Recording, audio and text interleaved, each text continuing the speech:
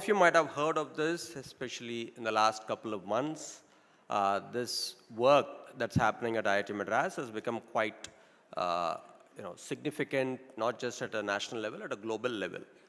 And so today I will share some of these things, and it has some connection with what the earlier panel was discussing.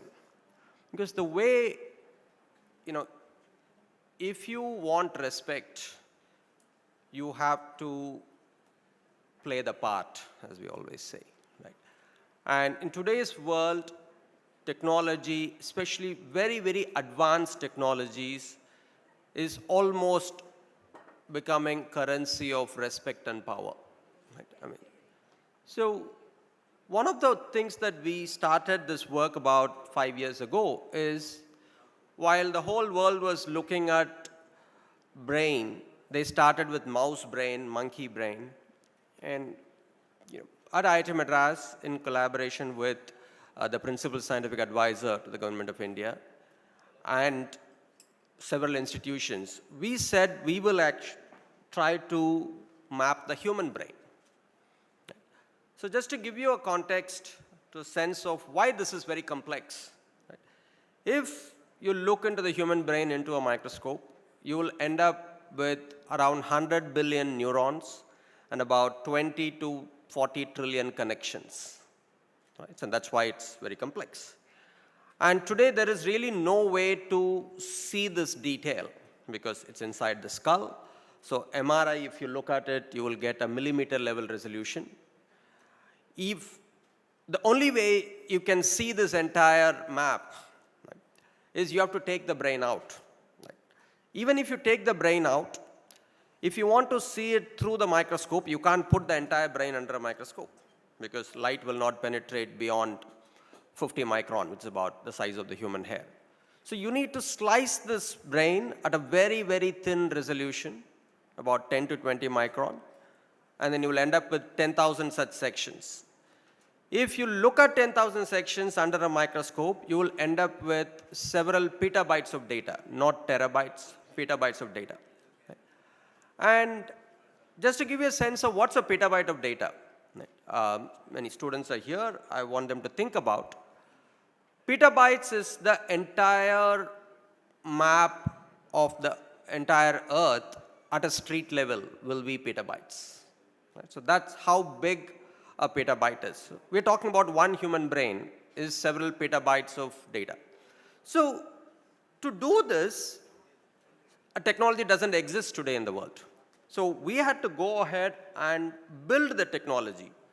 Just to give you a pointer, this is a very important statement by Nobel laureate Francis Crick about 35 years ago. At that time, they won the Nobel Prize in 60s for DNA. So he had made a very important remark saying, unless we see the brain in great detail, we will not be able to understand the brain, which is obvious as you can imagine. But the technology to do this did not exist and in fact does not exist. So we had to build out this full technology. And today the technology platform that we have built, it's at IIT Madras, is the world's most advanced brain imaging platform in the world, which is, it takes a human brain and we acquire these human brains after death, but within a certain time period after the death. And the reason is the entire architecture, the cellular, the connectivity are still intact before the cells destroy themselves. Right? And we acquire these brains from different parts of the country and different parts of the world. And these brains are then frozen at minus 80 degrees Celsius. Then the brain is sectioned at about 10 to 20 micron. Right? To give you a context, 10 micron is 1/5 of the human hair, 1/10 of the human hair. Right? So when you section it, you have a lot of engineering and physics problems that you have to solve. So if you ever try to cut a potato or a tomato very thin, you would notice that even when you are able to cut it thin, you can't lift it because it breaks. Right? So how do you cut something very thin but very large? I want students to think about it. So we have built very, very sophisticated technology to do all of this. Then we have built microscopes that can image this very large brain section. See, normally we associate microscopes with small samples. Right? So generally when we say microscope, you usually put a millimeter, maybe a couple of millimeters. Here you're talking about 10 centimeter by 15 centimeter. Right? So if you use a normal microscope, it will take you weeks and months to image it, right? And we want to do this at a reasonable speed. So we have to build new microscopic technology which can scan this at less than half an hour. Right? In fact, we are able to do this in 20 minutes. And once you do all of it, you end up with data which is really enormous. Right? And so now you're entering the software domain. How do you store this data? How do you view this data? So whenever you use your Google Maps or an equivalent of that, you probably have not realized that this is several petabytes of data, but you are able to access it in front of your computer. So there's a huge amount of software architecture that goes behind it. And when you do it for the brain, it's even more complex. And after all that, about a year ago, we released the world's most advanced human brain atlas, and it's been made public. And one of the important tenets of this project is we wanted this to be a global resource, not just, we will do this data, only we will keep it. So we made it fully public. It's named DHARANI. This is what you're seeing is, in fact, what you're seeing is actually a much more reduced version, because else you will not be able to see it on this screen. And now we are taking it to the next level. Right? And just to give you a sense, and I was making this remark, by doing what was considered impossible, we have been able to leapfrog into a very rarefied club, as you can call it, right? So US started this work about 10, 12 years ago. They started with mouse brain. Right? Mouse is about 1 centimeter cube. And when we were doing this project, people said, oh, it's impossible. India has never done this before. And now you're saying that you'll start with human brains, which is 1,000 centimeter cube, which is 1,000 times the mouse brain.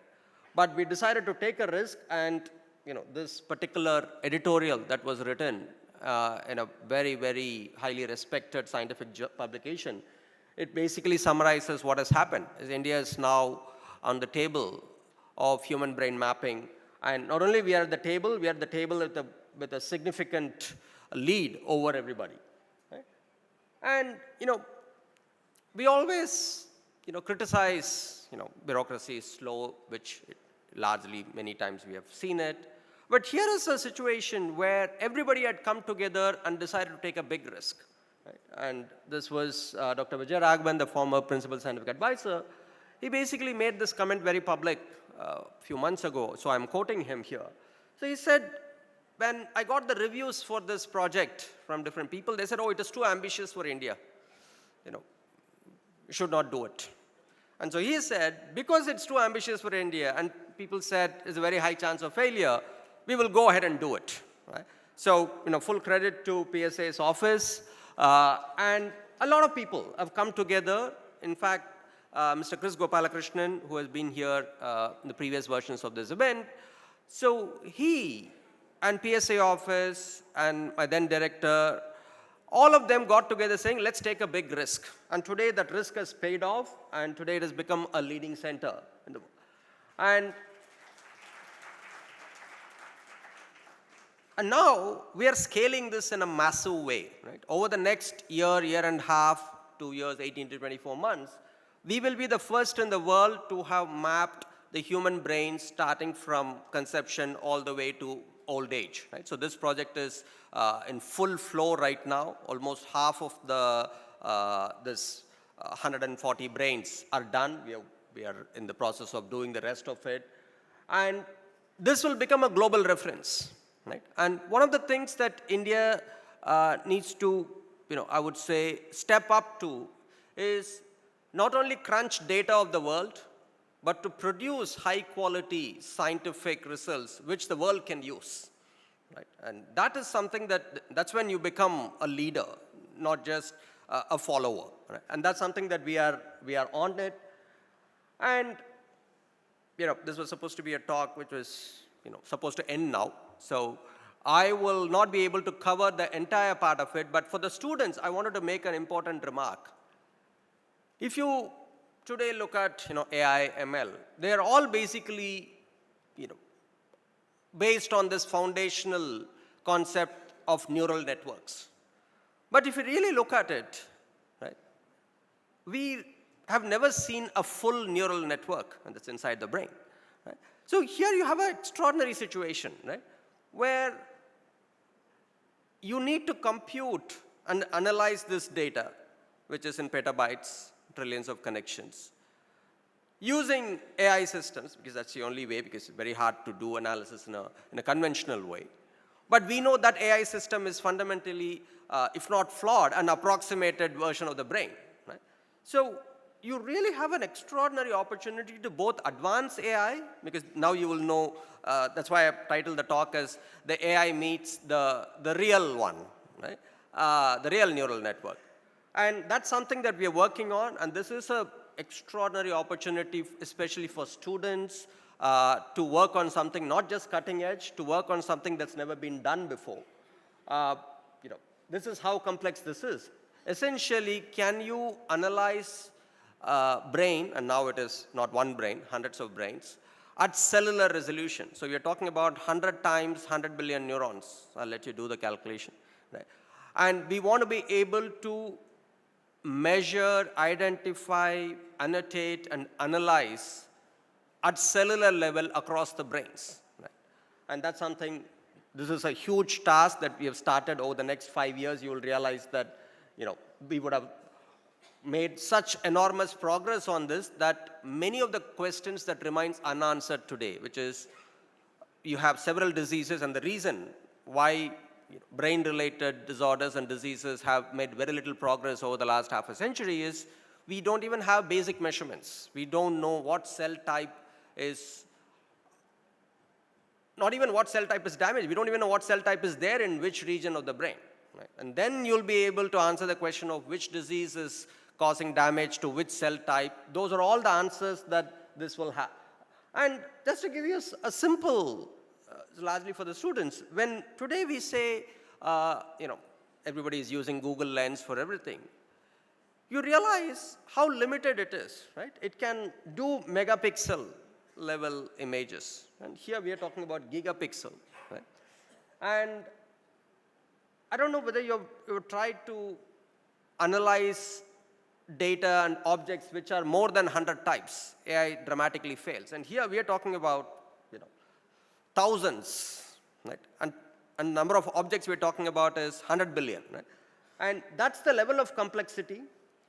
And when we solve this problem, you will be able to see the brain in so many different detail at vascular level, at a macro level, but at the same time, at a micro level that is useful for discovery, at a macro level that is used for medical practice.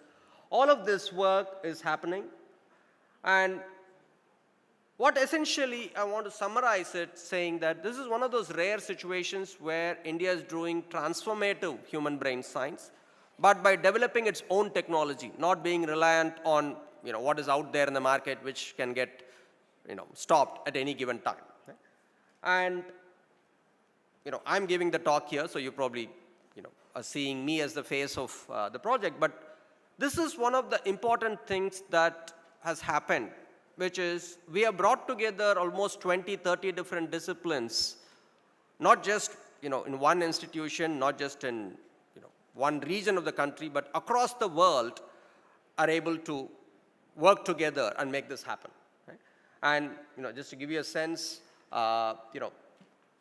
typically what happens in a project like this is this project is usually centered in US, and our people go there, ask for access for data. Here we have done it the other way. Right? It's centered around India, and we are making the data public so that everybody else can access it and use it. So the last comment I want to make is yet another thing that this project has shown is a different way of doing science, even from a funding point of view. So if you look at the types of people and organizations that have supported it, it tells you something. It also shows that how you can scale projects. if government takes in that initial risk, like, and by the way, just to, today it's a success I'm talking about, it could also be a failure. And that's something that we should imbibe in ourselves, to take this big risk and be okay with the failure. And when you're successful, we have to scale it. And here the scaling has happened because private funding has enormously had a big impact, and that is something that has scaled the initial risk money which the government had put in. So I will sort of stop there, saying that, this is a work which has not only put India on the global map of something very cutting edge, it also has showed us a model how you can do very, very high impact science using cutting edge technology developed in India. Thank you very much.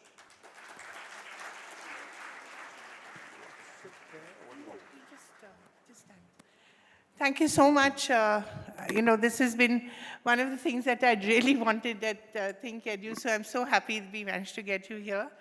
There are 2 or 3 things that he said which were quite remarkable. One, that it's a different way of not just doing scientific research, but also getting corporates, academics, and academic institutions, and the government all together.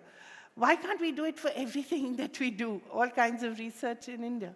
Why is it, or is it happening and we don't know about it? No, the short answer is there's no reason why we can't do it. Yeah. It just takes a very powerful mission, right? And extraordinary amount of initiative and hard work. And right? persistence. And persistence, right? Probably you pulled that word out of me. I was thinking about it, whether I had to say it. This is not easy. Yeah. Obviously, you know it, right? But the word persistence actually is perhaps the most important word, because India is fundamentally, we are conservative on these matters. Yeah. And there are various reasons that we don't have to go into the reasons. So but we are also entrepreneurial. So India is in one way a true paradox if you think about it, right? We are always wanting to innovate, but at the same time, we are also conservative when it comes to putting the resources behind it for that to make it happen. Right? So persistence is one aspect. I would say it starts with a very powerful and a mission that will make all of us proud when it works out. And if it starts there, then your persistence and the scaling up will happen automatically. But I agree with you, there should be more such efforts. Yeah. That I agree. And I wanted to understand, how did you rewire your own brain, the engineering brain, to be able to understand the complexity of the brain? Because, we look at it as a biological, So this is a long story because, my stomach is getting rewired right now. I was very lucky to have a PhD training which was truly interdisciplinary. If you look up my... At IIT Madras? No, it's very interesting. So my master's and PhD, when I went abroad, I was initially planning to do electronics, but my advisor said, you seem not just be happy with electronics alone, so let me give you something really difficult. And so I started working on a problem to restore vision in blind patients by electrically stimulating the retina. Right? So I always tell my students, real world problems are fundamentally interdisciplinary. Right? So we have different departments in university because it's easy to manage. Yeah. Right? So that, essentially, well, the way you run your organization. Finally, when people read the newspaper, they read the real world, right. But we just organize it. Now, the multidisciplinarity and the interdisciplinarity, which used to be talked about as, something unique, is becoming normalized, right? And especially with the speed of technology, inevitably you'll be working with multiple disciplines which you may not be comfortable with, right? So, 2 things. One is, you should be extremely good in your discipline because they will lean on you for your expertise. But I would strongly insist, the way you train yourself, you should have that interdisciplinarity in terms of thinking inside you. So I was lucky, and of course I honed my skills continuously continuously. How did you do that? You hung around with smart people or read That's how it the starts. right I mean, books? how do you learn multiple disciplines? You be with people who are outside your comfort zone And or your smart, domain. and smart. Always hang out with people who you are slightly uncomfortable with. I always tell this to people. Right? I mean, that's I one think that's way to very learn. important for our students to learn as well. I couldn't Yeah. agree more. The way to learn discipline, I mean, you shouldn't look at that as, rinse, repeat. Okay, I learned electrical engineering, let me start learning, mechanical or biology. The way you will, universities fundamentally, if you go back in time, is they teach you, they want you to learn how to learn. Because, you're there only for 4 or 5 years, and after that you're out in the world. So that learning ability of other disciplines beyond you is actually more of a skill rather than content. Right? That's the way I will put it. And if you have that skill, you can pick up many other content. The other thing I want to know is what is it in the water of IIT Madras that is getting us all these bright guys and getting us these wonderful initiatives? In AI, in brain mapping, there's so many different disciplines that they're really mastering. Yeah, so, I mean, any organization, if you look at, I mean, what you're seeing is the outcome of almost 20, 30 years of cumulative, right, which is 3 or 4 things I would say. One of the things that you mentioned is working on real-world problems, whether they involve multiple disciplines or not, is not something that you can pick up overnight. Right? So this, if you go back even in late 90s, mid-90s, I would say, we started working on telecom technologies even before, mobile telephony started entering India.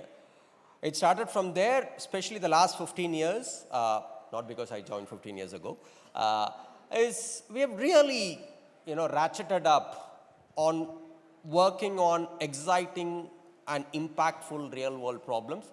Then you walk backward, then whatever tools that you need to do, whatever expertise you need to do, and bottom line, eventually it all comes to very, very high quality, committed people. And that's something that, and it's also a disease, right? Once you have good people want to join, and we're lucky to be in this position. And I think we have to mention Chris Gopalakrishnan's contribution to this initiative. Again, I didn't have time to cover this, so I'll take 2 minutes. So the way this really happened is in one of these meetings, 2015, 16, I remember, early 2016, Jan, Feb.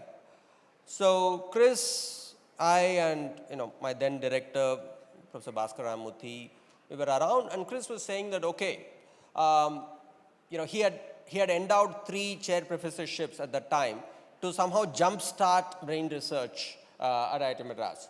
And that was going on for about a year to 2 years. And he said, now that we have a handle on what we can do, what are the frontier edge problems, can we do something truly ambitious, extremely high risk, but if we succeed, it will put India on the global map.